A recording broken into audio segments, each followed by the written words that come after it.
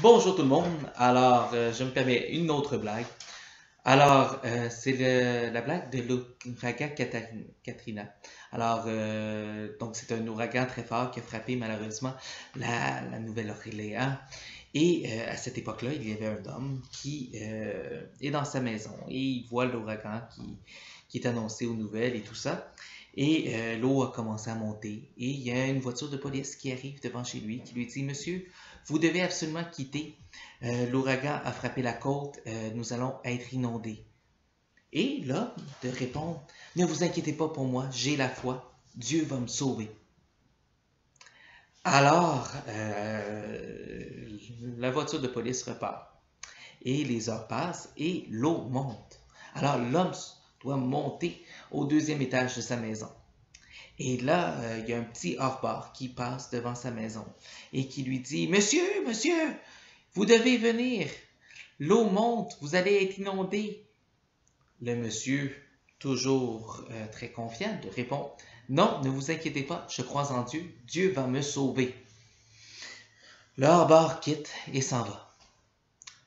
Les heures passent, l'eau continue de monter, alors le monsieur se retrouve sur le toit de sa maison. Et il y a un hélicoptère qui passe avec une échelle au vent et qui lui dit: Monsieur, dépêchez-vous de monter. L'eau monte, vous allez être inondé, vous allez vous noyer. Et le monsieur, toujours très confiant, de répondre: Ne vous inquiétez pas pour moi, je crois en Dieu, Dieu va me sauver. Le monsieur est mort noyé. Et il monte au ciel et il se retrouve devant Dieu et se fâche après Dieu. Il lui dit: Mais Seigneur, j'avais confiance en toi. Comment as-tu pu me laisser me noyer? Et Dieu se fâche à son tour en disant: Monsieur, je vous ai envoyé une voiture de police, un bateau et un hélicoptère. Alors, la blague essaie simplement de dire que Dieu, pour te dire qu'il t'aime, il ne va pas déchirer les cieux et te dire: Coucou, je t'aime.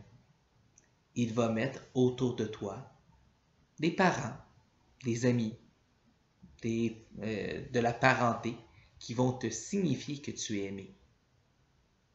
Ça se fait pas par magie. Ça se fait de façon très humaine. Moi, j'aime toujours donner un exemple pour dire que Dieu a été là pour moi quand j'ai eu besoin. À 26 ans, j'ai fait le choix de devenir épileptique et ça s'est passé juste 4 jours avant la naissance de mon premier garçon. Alors, c'était quand même 2 transitions assez importantes. Et je me suis beaucoup reposé sur la prière à ce moment-là pour demander à Dieu de venir nous aider parce que visiblement, on avait besoin, il y avait quand même des défis qui étaient liés à ces 2 nouvelles réalités-là. Et Dieu ne m'a pas guéri en un claquement de doigts.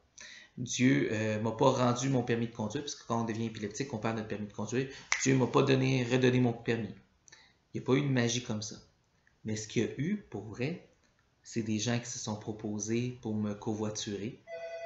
Il y a eu des gens qui sont venus nous porter de la nourriture pour nous aider avec ma femme qui avait le petit bébé à la maison. Alors, sur ce, je vous souhaite une belle journée.